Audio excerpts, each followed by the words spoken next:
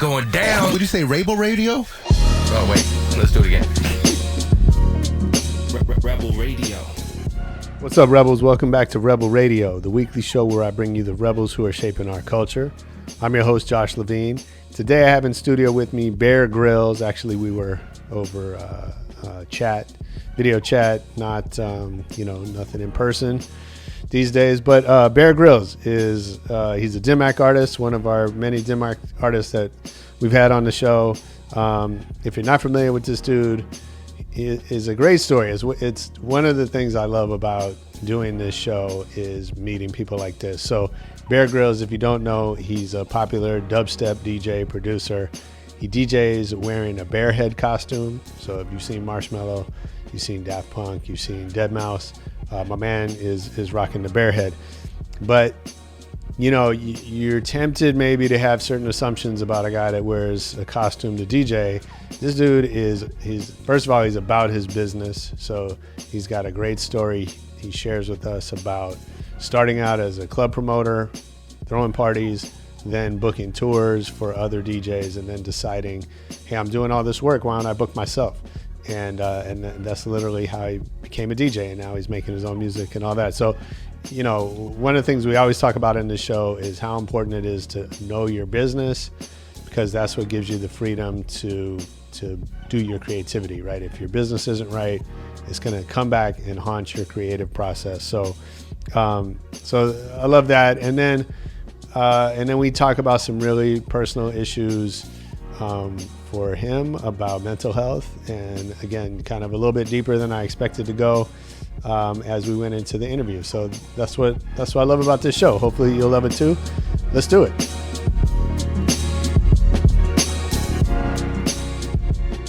These past 7 years touring, I've probably spent about 11 months total of the whole year on the road. So I'm home for 30 days. So Sure. Everyone's home, and, you know, I'm just trying to get as much stuff done as I can with other people, because this time isn't going to last forever. Absolutely. No, I mean, that's a great point that, you know, there's you know, it's easy to just get caught up in the negative side of what's happening. And obviously there is a lot of that, but there's also good things that can come out of it too. And having time at home or being, you know, even for us with this show, right? Like there's a lot of people that are available now because they're home, right? They're not on the road or whatever. Yeah, definitely. And that's the one thing I've been telling all my friends, all my DJ friends and all my family, is that I've been touring nonstop for 6 years. You know, last year I flew 300,000 miles. Wow. I lived in a plane. I think I spent almost 200 nights in a hotels, 200 plus. And I've been telling everybody, you know, hey, I'm getting older. It's been long. I know what the road does to my mental health. That's been an issue the last year or so. I'm really looking at this time to sort of just sit in front of the TV and, you know, recoup, because it's easy for me to be afraid and say, oh, I'm not making money. I don't have shows until July. Right. I think for me, I preach positivity and all this stuff online. So for me, I've just been trying to stay as positive as possible and trying to use this time to recover. Cause I think I did 8 different runs in China last year, 2 in Australia, 1 in Europe. So I just, you know, I wake up, I've probably watched every movie already, done everything that I've wanted to do the last 7 years. I think I'll definitely finally be well rested after this. That's great. That's amazing. Well, I want to dig into some of that with you. I'm definitely, you know, I've been talking with Mike Jones at DIMAC about you for a while. Mike's the homie, and nice. And so I'm excited to dig into some of your story. But if you don't mind, take me back to the very beginning. Do you remember the first record that you ever bought for yourself? Yeah, well, so I grew up in the 90s, and the first record I ever bought was The Chronic, Dr. Dre, The Chronic. And I grew up in Long Beach, California, and as you know, Snoop Dogg is from Long Beach, California, and I went to the same high school. So during that time period, I was definitely into gangster rap because I grew up in Long Beach, and I don't want to say it's the birthplace, but Compton, Long Beach, kind of where it all started. And Sublime, Bradley Knoll actually went to my high school as well. So I was really big into these house bands. Long Beach had this like such great house band culture. We'd go to a party and Sublime would be playing in the backyard, or Real Big Fish, or some of these bands that actually made it pretty big. Like a kid I went to high school with, who I'm actually really good friends with today, David Forrell. He is in the Dirty Heads. He's the bassist in the Dirty Heads. So my high school has a great music program, and it's put out so many great musicians. I mean, that's amazing. First of all, just starting with The Chronic, one of the best albums of all time in any genre. That's a great way to kick off a lifelong love of music, I'm sure. And so, I can only imagine what it's like growing up in Long Beach in that era. I had a chance to work with Mac 10 a little bit back in the day. And, I know there was just this explosion out of Long Beach and Compton and all that. Must have been amazing. Yeah, and I think I just read yesterday that the Chronic got added to the Library of Congress. Yeah, I saw that. That's pretty insane. That's great. For sure.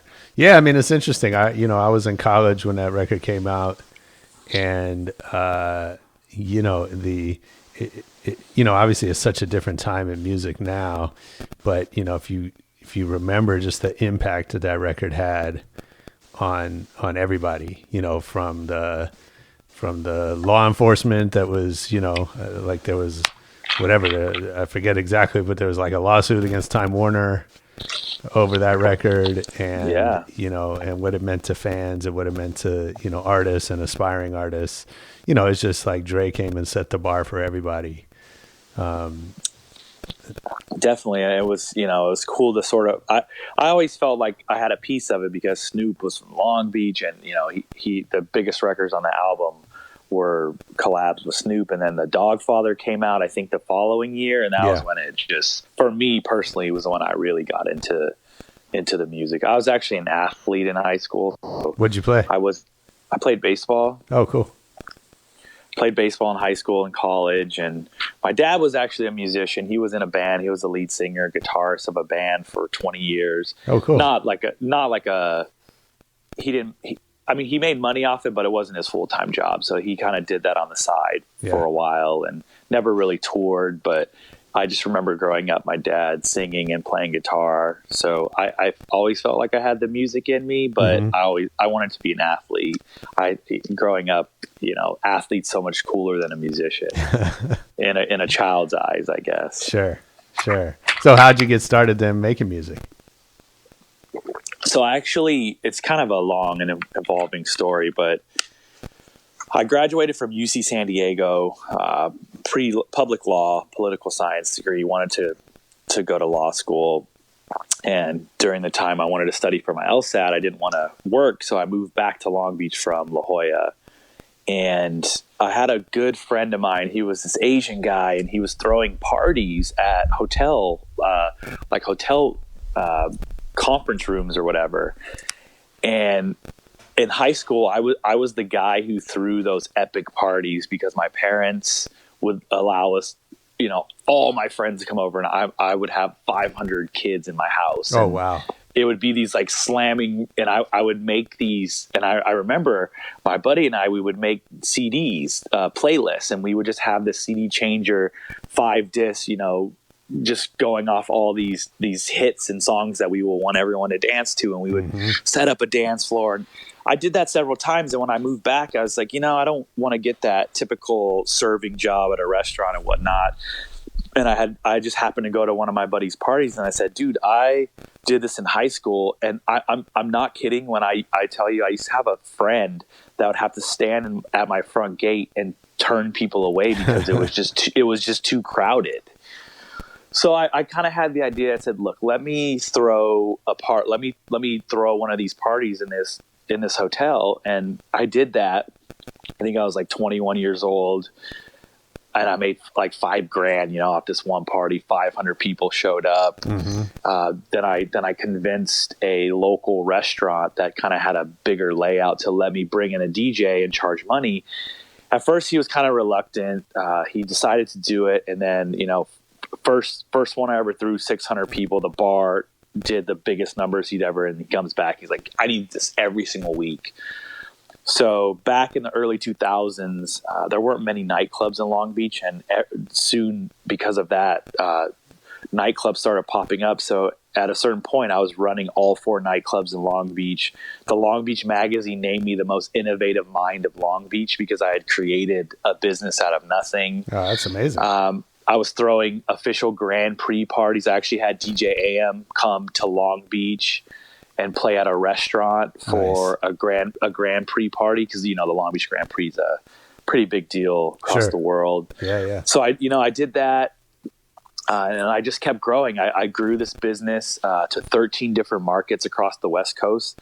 I'm actually responsible. I threw the first EDM shows in like Eugene, Oregon, Chico, California.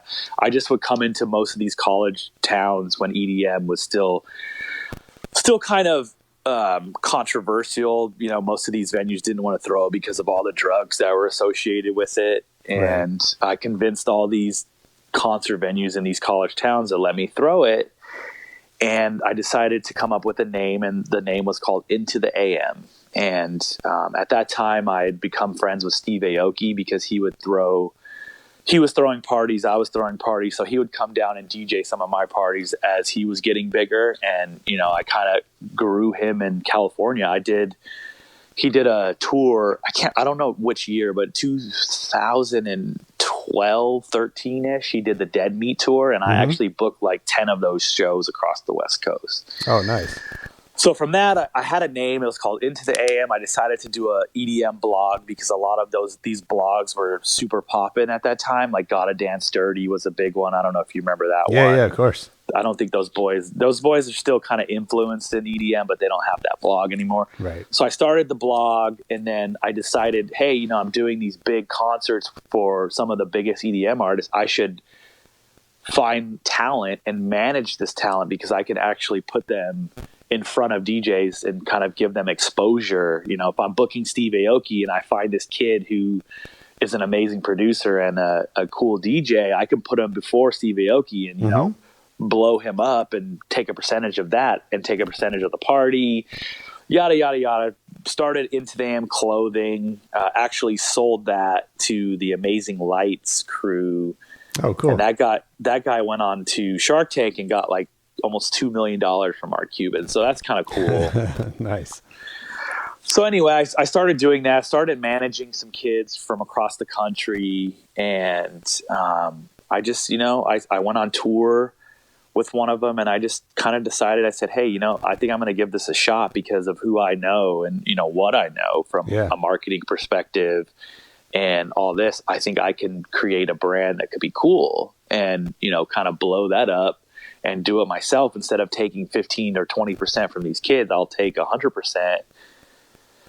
So that was born in 2013. Bear Grillz was born in 2013.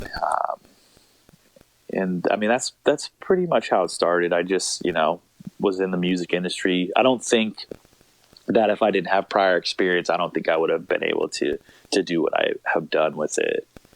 No, I'm sure. I mean, that's a great story. Having that, so many musicians get tripped up on the business side, right? And then that ends up affecting their creative output and all of that. And so I think having that background in the business first is that's an incredible way to go. And I know some people have done that, but you don't hear that too often. Usually it's the other way around, that people kind of start as an artist and then they find themselves in the business. So are there, obviously you took those relationships. Are there lessons that you had learned as a promoter, as a manager, that then you applied to your own career? Definitely. I learned, hype. I think hype and perception are the two biggest things for a musician, especially for producers, because in my opinion, I know there's different DJs who stand out who are more like turntablist types, but if you ask a lot of these producers, they don't consider themselves DJs. Sure. So at the end of the day, you know, everybody's essentially playing the same music. You go to an Excision show, who is one of the biggest probably the biggest dubstep DJ in the world now. Yeah. He's not playing any different music that Bear Grillz is playing, or, you know, vice versa. Like Right. we're all playing the hits, aside from some of his unreleased songs or some of my unreleased songs. We're all still playing essentially the same music. So there's a heightened perception for Excision. You know, when you go to an Excision show, you know what you're going to get. You're going to get crazy visuals and really loud and big, you know, watts of bass. Right. And so from that perspective, it's like you have to differentiate yourself from that. So my idea was, hey, I'm going to make and play the same music that everybody else is playing, but I'm going to wear a bear head that lights up. Yeah, for sure. And, you know, that was step one for me, is that I differentiated myself from everybody else, because I could have just been some normal dude up there dressed like everybody else, Yeah. DJing the same songs, and that wouldn't have made me stand out. But by putting a bear head on, that was like market 101. I could brand myself. The merch was going to be a hit because I could put a bear head on everything. Mm-hmm. And then number two was essentially associating myself with people who were a lot bigger and more known than me, because one way to make yourself to be perceived as a, you know, bigger and better is that, oh, he's hanging out with Excision, or he has a song with Excision, or, Right. you know, all these different things, or he's on tour with Excision. So a lot of the early on steps, like, for example, I got lucky, but Max Freeman, he's one of my best friends. He's actually my agent at UTA. He was, at that time when I was running Into the AM and I was managing several artists, he was just a kid from the South Bay. He was from Manhattan Beach that was promoting shows on the Hermosa Beach Pier, and he was getting into booking. So he took all my guys that I was managing, and we booked this independent 55-date North American tour that just absolutely crushed. Like you know, we were just two kids who had fucking no idea what we were doing, you know, going up against, you know, the William Morrises of the world, no idea what we're doing, and booked 55 shows. We got in a minivan. There was 8 of us in a minivan, shared one hotel room, and drove around the country for 3 months. And because of that tour, Circle Talent Agency, now UTA, Steve Gordon, Right. saw that and hired Max Freeman to be on Circle. And when I started Bear Grillz, I went to Max, he's one of my best friends, and said, look, you're gonna book Bear Grillz. And he said, no. He said, I can't. Circle is not going to allow me just to, you know, book some random DJ that doesn't have the credibility. So I said, all right, cool. So I went out, I did everything I had to do. You know, I did the collabs with Datsik, and I was on Firepower Records, Datsik's label. I went out, I used all my relationships. I took pictures with everybody. Social media is the most powerful thing, in my opinion, at this point. If you're going to have really good music that is just, you know, miles above everybody else, like, for example, Nightmare was just a guy who was up there DJing, but his music was just better than everybody else's. Or Jaws, Sam is another guy whose music stood out. If I was going to be a guy who was going to essentially be making the same type of music, I needed to stand out. So I had to be associated with all the people who were already at the top in my, you know, respective field. So I did that, grinded for a year. I was booking my own shows because of all the promoters that I had met through this one tour we booked. And then finally, Steve Gordon, the owner of Circle now at UTA, hit me up and said, hey, you know, we like what you're doing. We've known you for a while, and we want to sign you with an agent. And I said, the only way I'm going to sign with you is if it's with Max Freeman. Nice. Because, you know, that's my best friend. I wanted to work with somebody who I've dealt with before, and he still was very reluctant. He said, dude, I don't want to book you. You're wearing a Halloween bear mask on going around DJing. Like, it doesn't make any sense to me. But so I kind of forced myself into that situation. Steve Gordon, obviously being the owner, said, no, we're going to sign you, make Max do it. And I think that relationship was the most important aspect of the rise of Bear Grillz, because I could call Max and I could say, I want to do this. This is the plan. Because most of these agents are so busy. They just, they'll take shows, especially in the development stage of DJs' careers.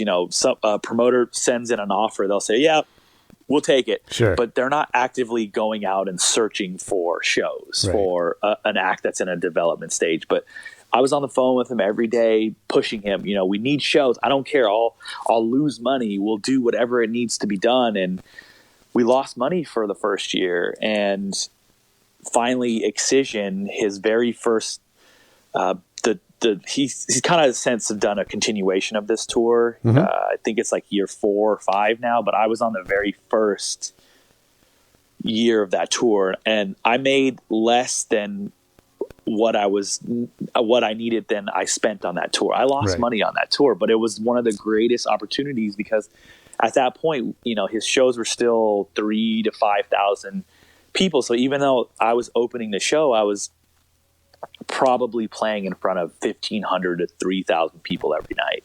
Yeah, it's great.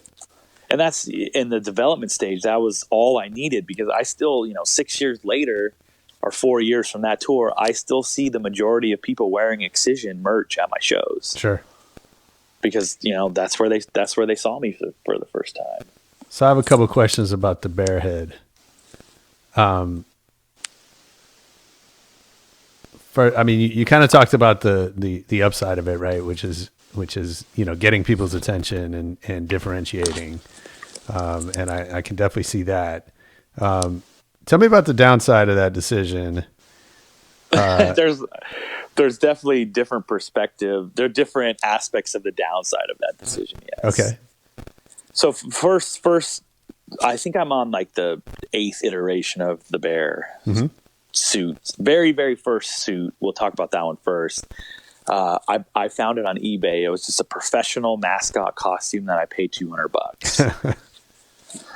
And at that time, I wanted to remain anonymous, kind of what obviously Marshmello does today. I didn't want people to know who I was, because I didn't want people to say, "Oh, that guy's already been in the industry. He's just using his connections to grow," which I was doing. But everybody needs an edge, I guess, so to speak. So anyway, this bear head fit in a suitcase, and it was just proper cloth and styrofoam, and it smelled so bad after. I think I wore this thing for 2 years. Oh man! And it was taped together by duct tape, and it was zip ties. It was the whole night. And I'll tell you, I don't go one show in any city without one person mentioning how bad that bear head smelled. Because it was like you knew when I was coming. If I opened that suitcase in the backstage, it was like instant hockey locker room. I mean, I'm pretty sure bears are stinky, so it kind of works. For sure. Yeah, so that was the biggest thing, is that it smelled bad, and it was obviously restricted my vision for DJing and whatnot. Yeah. And then the second coming of it is I added LED lights and a fan. So I had 2 fans, one that blew in and one that blew out. And first show, I'm like, dude, all this thing is doing is blowing the hot air from the club inside the helmet. So it didn't even I guess when you're designing things, you don't think about stuff like that, because you think fan, you think automatically it's cold, but it doesn't produce cold air. It just blows air around. So that one, I ended up paying like $8,000 for this helmet, and it was a disaster. It was just hot. I couldn't breathe, couldn't see, giving me neck problems, shoulder problems, knee problems. And then on top of that, I had to check the suitcase or the case of the bear head every time. So, whereas I would probably just carry on and save 45 minutes every flight, which is 4 flights a week. Yeah. Then I have this head. I'm playing a show in Minneapolis, Minnesota at the Skyway Theater. It was my biggest sellout to date. I think it was like 2017. Sold it out. It was like 2,700 kids. And what I do at every show is I stand at the merch booth and say hey to people and, just meet people. I think it's important to connect with people, not just musically, but emotionally and personally. So standing at the merch booth, and this kid walks up with the same look as the current bear head that I was wearing, but it was about 5 inches tall and 5 inches deep. And I picked this thing up, and it's got perfect molding, perfect paint, perfect lights. The LED lights work, and I'm just astonished at this kid. This kid's 19 years old, and says, "Yeah, I made it for the top of my tree, and I wanted to show you." And so I'm talking with this guy, and I'm like, how did you make this? How the hell would you? There's no chance I could do this. He said, I learned on YouTube. I learned how to mold and shape plastic. Then I learned how to paint it. I learned how to wire the lights and do all this stuff.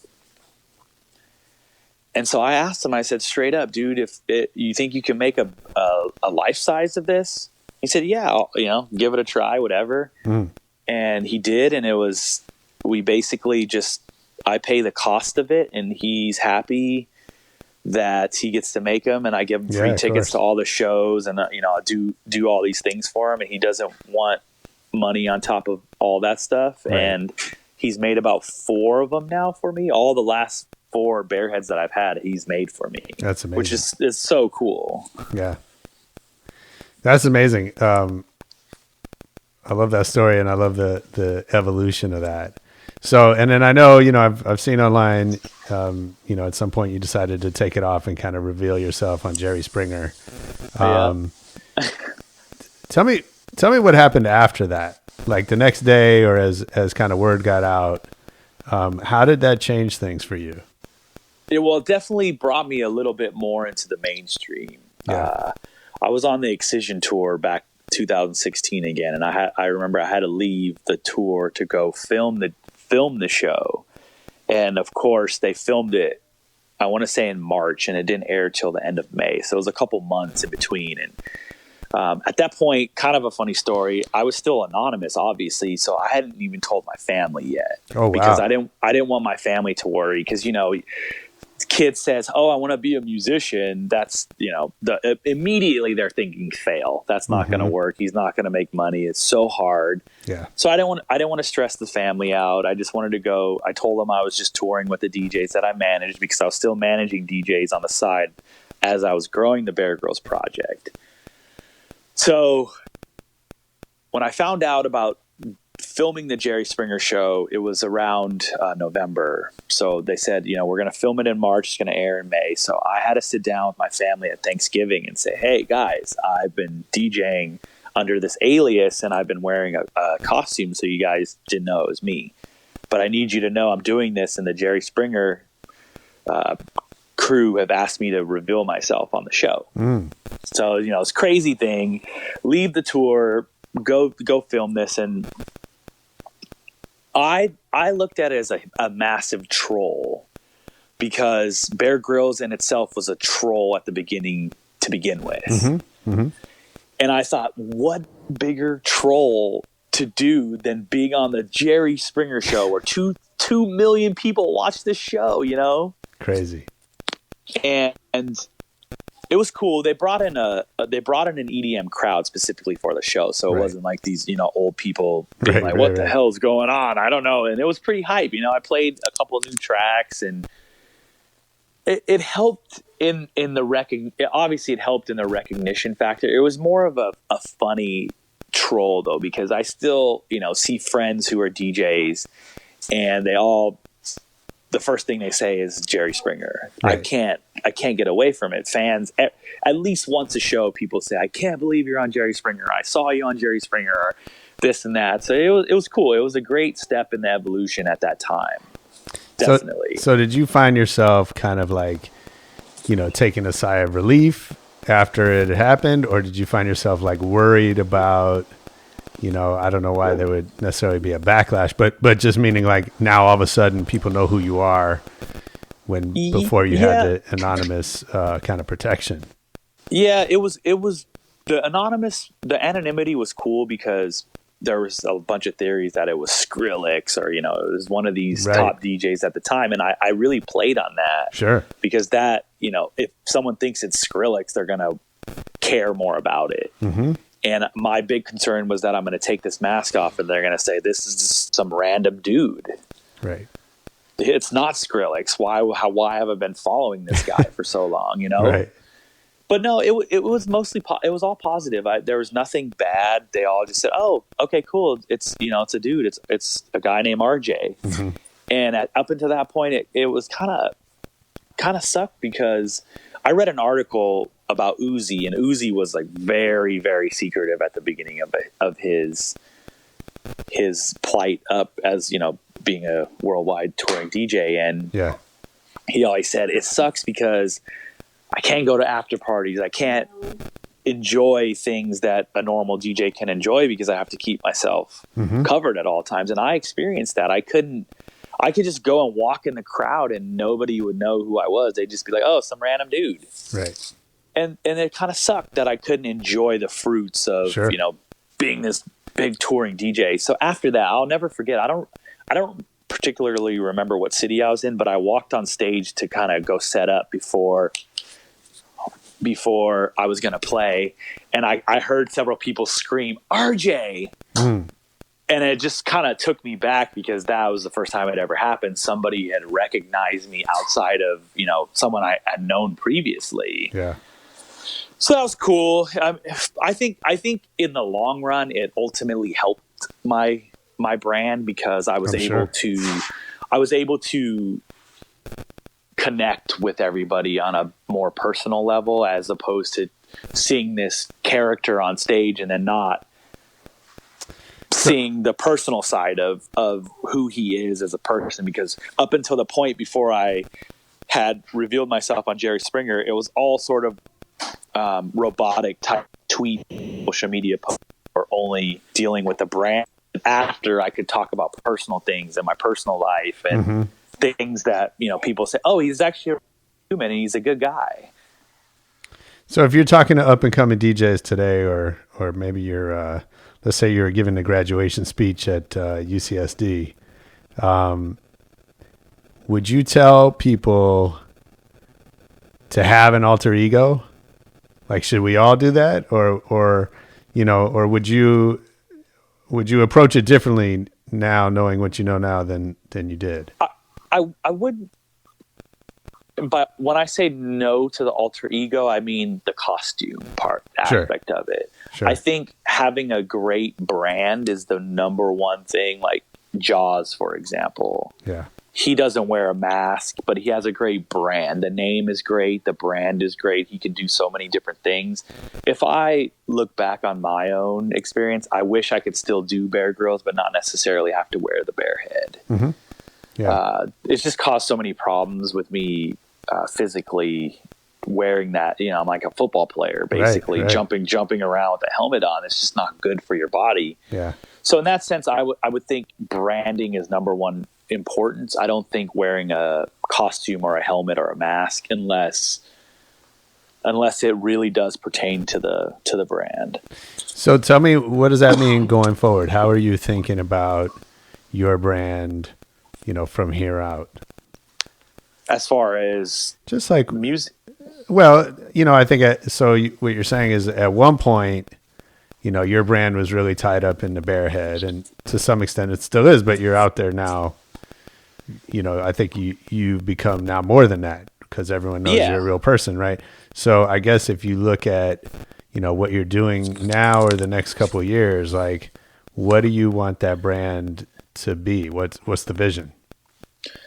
Well, so to speak on the bear head real quick, I don't wear it for the whole set anymore. Right. I'll wear it, 30 minutes on, take it off, where again, I kind of go back and forth while I wear it, but I've really worked hard over the last couple years because as I have just spoken earlier, that I set out to make music that sounded like everybody else's. And that was a way for me to kind of fit in with the current climate of music back then. As the dubstep was, it's still big, but at that point Sure. In 2013, everyone was saying dubstep is dead, dubstep is dead. But obviously we've seen a big revival. But once I kind of reached a level of, I guess I say how big my brand was, I decided that I wanted to focus on making music that was more meaningful and not just sounding like everybody else's. Mm-hmm. And that's when I kind of hooked up with Jim Mack back in what, I guess it's been a little bit over a year and a half since I've been releasing with them. But I didn't want to all of a sudden do a 180 and be like, hey, I make dubstep bangers. Then all of a sudden I make a very emotional song. Right. But this album, Demons, I decided that I really wanted to go the route of making some melodic music and some meaningful music and, you know, putting lyrics behind it that actually meant something. Mm-hmm. And it just happened that 2 years ago, I've always been very strong emotionally and mental health and whatnot, but living on a tour bus for 3 months, going to China 8 times, you know, basically living on a plane and hotels, it really got to my mental health. And I got to a point where my anxiety, my depression, everything just hit a wall. And it was as if there was just growing and growing and growing. And then, you know, smacked me right in the middle of the face. Sure. And so I wanted to start writing songs that reflected my real life current situation. And when I decided to write the Demons album, I wanted the lead single of that to be a melodic track that had meaning behind in my life. And I had spoken to Run. She's a vocalist on Run. Mm-hmm. And most artists I come across that tour and do these things in the spotlight all have some sort of inner demon that we're facing, whether it's anxiety or depression or anything. So, you know, we just started talking and I said, hey, I have this instrumental. I would love to talk to you about a theme. I want this to be the title track to my album. And we just sat down one day and we talked about all of our mental health and emotional issues or things that we had faced in the past. And that pretty much just wrote the lyrics to that song. Nice. And she said, all right, I think I have enough. I'll come back the next day. She came back the next day, first take, knocked it out of the park. And she was so astonished. She said, most people need so many different revisions of lyrics. And I said, you honestly just knocked this out of the park. Everything that I've wanted is in there. And that kind of became the theme to my brand for the last year and a half, is because so many people are suffering from mental health and their inner demons, like addiction is another one of them. Absolutely. And nobody really wants to talk about them because they're ashamed.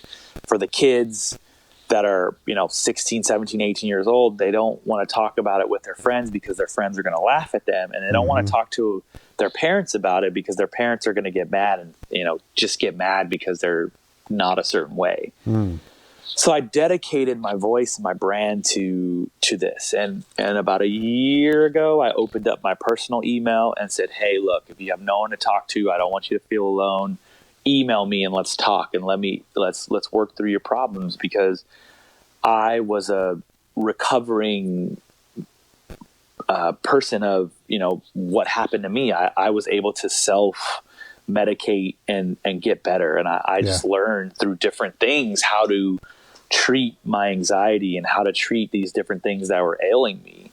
So I thought, sorry, go ahead. Yeah. Can you share some of that, what you learned and what, as you said, these are challenges that affect everybody. And, I'd love to know what kind of tools or, what's helped you the most.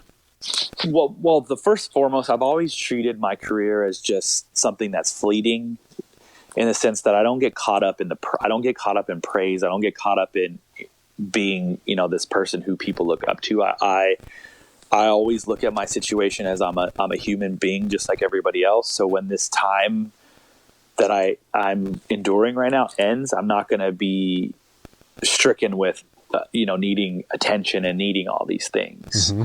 So that was a big step for me, is that I go out and I treat everybody the same, and I tell them not to treat me like I'm a DJ they look up to. And so that's a big a big thing for me. So when I'm home, I act like a normal person. When I'm on the road, I don't change. Mm-hmm.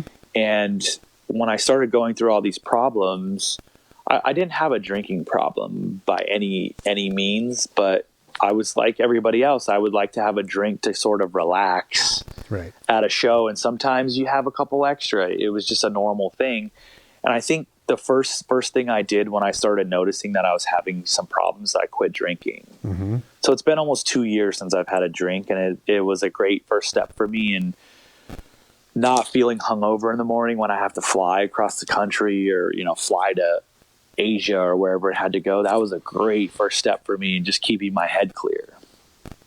I mean, I think that's a great lesson that, we use these things, alcohol, medication, whatever, to, to help us. They're coping, right? But sometimes they don't help. Sometimes they do more harm than good, right? Definitely. And that was the thing, you put on weight when you're on the road. So obviously drinking doesn't help. Right. Second thing I did is I cut out meat, and I did a lot of research on meat and dairy and processed foods. And obviously it really helped that I got to travel the world, because I would go to Australia Mm-hmm. and I would see that they're not putting these things in their food like they do in the States.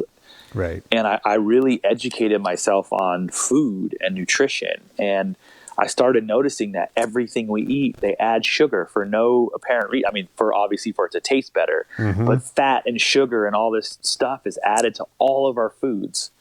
And that was contributing. I just felt that was contributing to me kind of being a little overweight. That was contributing to a lot of things mentally, because we don't need all that sugar. People drink sodas and all these things, and I don't drink soda. I drink only water or fresh squeezed juice. And I think the diet part, the second part of my journey in cutting off things, was another one of the biggest steps for me. Just cutting out processed sugar and processed foods and meats and dairies and all the fats. Yeah. That really helped me to feel huge. better, to have more energy, and to kind of just tackle these problems. I just think I became a lot better at being self-aware when I was going through something, and I would figure out different ways to help the situation. The biggest thing for me was to say it out loud. So I would tell my girlfriend, hey, if I'm having these feelings, I need to just tell them to you so I can hear myself saying them, because when I hear myself saying them, I realize how stupid it sounds. Yeah, that's right.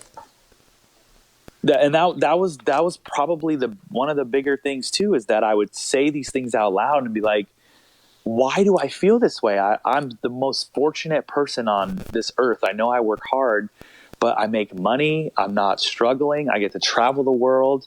And when I hear myself say that out loud, I'm like, I shouldn't have problems. I should be strong, and I should realize how lucky I am. Yeah.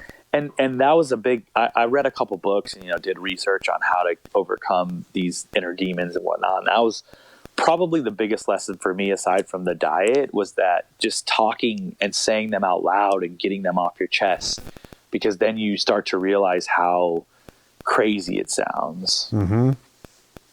That's big, man. That's big. I appreciate you sharing that. For sure. You mentioned early on that, and I noticed your Instagram is very motivational, sharing a lot of inspiration and positive messages. How does that fit your brand? To be honest, it doesn't. Okay. That's the funny part. It when you think of dubstep brands, you think of all this right chaos and loud music and weird noises.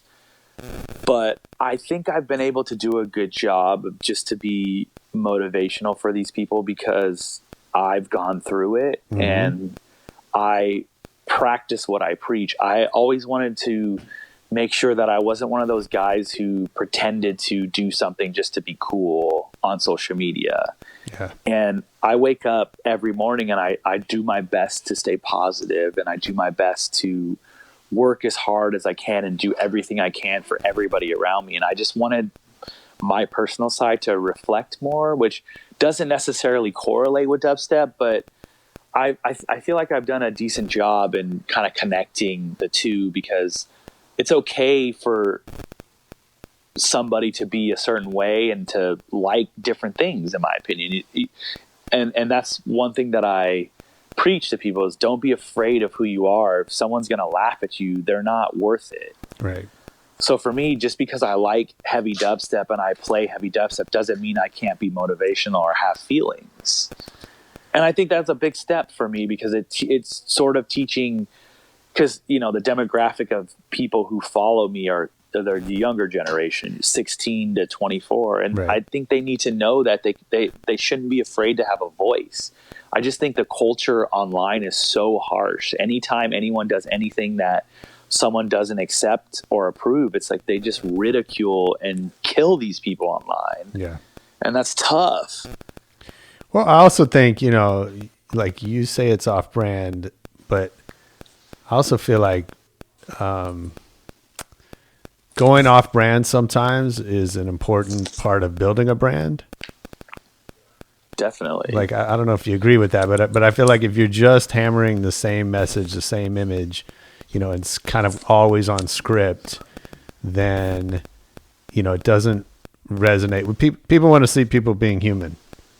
Definitely. And they want to see people evolve as well. And I think that's one big reason why a lot of, I guess, social personas, whether it's acting or singing or, you know, music, is that people don't evolve. Everyone evolves whether they realize it or not. And if you're not evolving your brand, then I think it's just going to slowly die out. You can only be successful at, you know, things change, trends change, the world changes, everything changes. You can't expect to stay the same for the duration of that. And I think a lot of people who have followed me from the beginning have seen this evolution, and it's good. I've been putting out a lot of melodic music, and I notice a big difference at my shows. Previously, 2 years ago, I would go to the show and I would see nothing but guys in the front row ready to headbang and mosh and do all this stuff. And I recently, one of the last shows I played in January, I noticed the first 5 rows were all girls ready to cry to all the sad boy songs that I'm going to play in my set. And that's cool. See, you know, there's that old adage is like, if the girls like it, the boys are going to follow, because the boys are going to follow the girls. For sure. That's a big thing. But I just think that there's opportunity for me to do both. I can play heavy dubstep and I can play melodic music, and I can release both. There's no limit to what I can do. There's no restriction saying, oh, if you play heavy dubstep, you can't do this. So I just think that is you do bring up a great point. It's like, I am in a way standing out and evolving my brand even more by just letting myself be human. Absolutely. Which has been tough, because, you know, I post a photo of me and the bear head, I get 1 million likes, and I post a photo of my face, I get like half the likes. Yeah, I get it. But it's about adapting and curating that change to the people who follow you. Right. I think they're so used to me posting the memes, or you know, I built the Bear Grillz brand at first with memes and womanizing and that type of stuff, and now that it's changed so drastically, it's just all about curating your content for the people, because I think people don't necessarily know what they want to see, but they'll react to it over a course of time. Like I post these inspirational quotes, and, you know, they regularly get more likes than anything else I post. Yeah. And that's cool. No, that's great. And I think it, you know, I know, you know, everyone's trying to be a social media strategist, right? And kind of figure out how to get the most likes or the most engagement or grow their following or whatever. And I think, you know, you have to balance that, right? You have to balance the performance with what am I actually trying to say, and what do I want people to think about me, or what do I want them to take away from something. And even, like you said, even if it gets fewer likes, that doesn't mean that it's less valuable. Definitely. And it just takes time as well. You know, you can't just all of a sudden 180 make regurgitate. I always called it regurgitated dubstep because it sounded like everybody else. You can't just all of a sudden go from one thing to another overnight. It's just a slow, gradual change, where I noticed that I'm such a overthinker, and I pay attention to everything when it revolves my brand. And I look at who's following me, who's commenting, who's liking, and I can see a difference. I can see there's a lot of more sort of influencer types that are following me because I put out empowering songs. Like the track I did with Nev was sort of like a woman empowerment song that, she broke up with her boyfriend and she doesn't need him anymore. She's smiling without you, basically was the title of the song.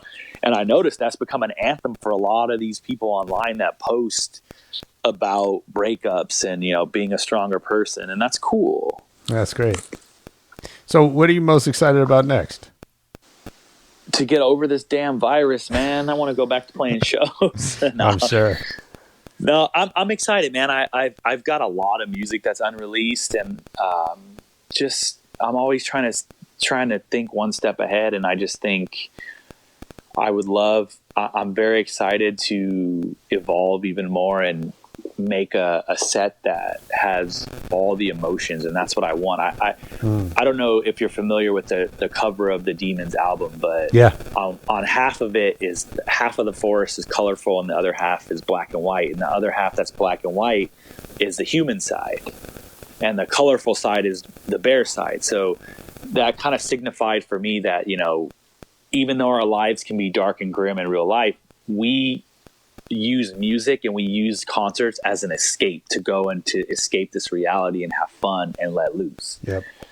And to me, I don't want people to come to my show and just rage, headbang, mosh. I want them to experience all the emotions. And that's kind of why I decided to make and release melodic music and music that has meaningful vocals, because I want it to be, and I tell this a lot, but I want peaks and valleys. I want people to sort of, ramp up their energy for 10 to 12 minutes and then bring it down, chill out for a little bit, hang with their friends, get a little bit emotional, and then come back. And it's just like peaks and valleys through the course.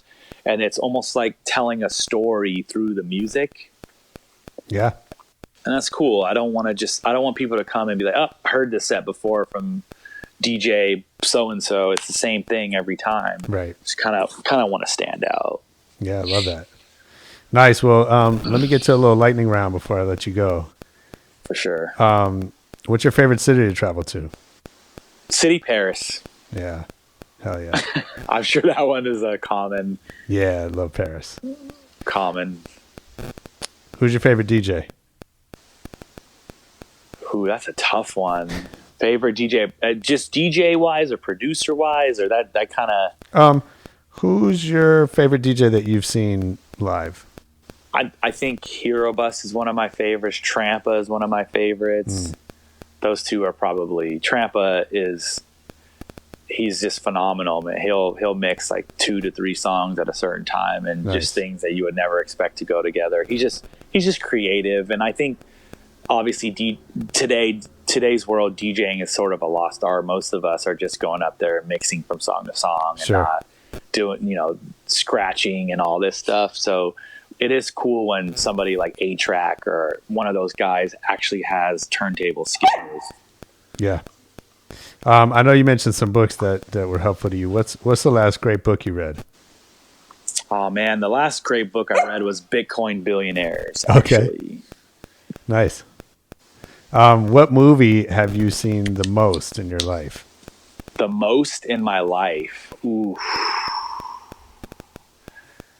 Let's think about. So I'm a very cheesy, romantic type person when it comes to movies. I think the movie that I've watched recently the most would be About Time. Okay. And most people probably don't even know that movie. No, I don't know it. It's a great one. Okay, I'm gonna check it out. We got time on our hands to watch movies right now, so. Yeah, right? Yeah. If you think back throughout your life, what style of yours are you glad is behind you and not out on social media? Style as far as fashion? Yeah. Oh, man. Styles. Probably the baggy pants. Uh-huh. I just, I look back to what people wore in the 90s, and I'm just like, those things, you could jump out of a plane and survive because your pants are so big. So big. And the thing is, you know, I wear joggers and more tight fitting pants nowadays. Yep. And it just makes sense that they're tight. It doesn't make any sense that they're baggy. And I remember, you know, the cuff of the back of the jean would go underneath the shoe and it would get all ripped and whatnot. It's like, I don't even understand why that was ever a thing. This pants to actually fit. I hope that never goes out of style. That's funny. That's funny. If you could wake up tomorrow having gained any quality or ability, what would it be? Any quality. I think if I could gain something to help people around the world more, that would be great. Dope. I mean, it sounds like you're doing that. That's cool. Last one. If I worked for you, what's something I would hear you say over and over?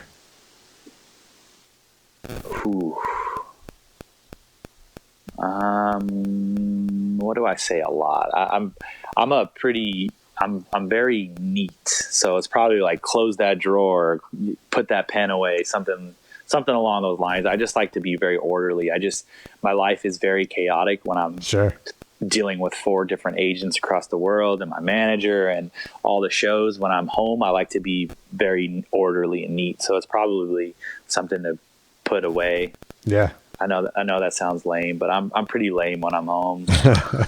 No, but I think having your space the way you need it to be is, you know, we all have that. Some of us definitely, some of us are fine with a mess and we know everything is, or some of us, you know, we just need it how we need it. Yeah. I get it. Man, this is a great conversation. I really appreciate you making time. Thank you, man. Yeah, of course. I got nothing but time right now, man. For sure. Well, we'll definitely be watching what's next, and you'll have to come back on the show when we can get together in person. Yeah, anytime. I'm in Southern California a lot now, so we'll definitely have to get up there once this is all blown over. Dope. Appreciate you. Yeah, that was Bear Grillz on Rebel Radio. I hope you enjoyed it. I know I did. Make sure you hit us up on Twitter, on Facebook, wherever you like with a comment. It's at Rebel Radio Net. You can leave us a review on iTunes if you want to. And you know what? Come back next week for more Rebel Radio. Peace.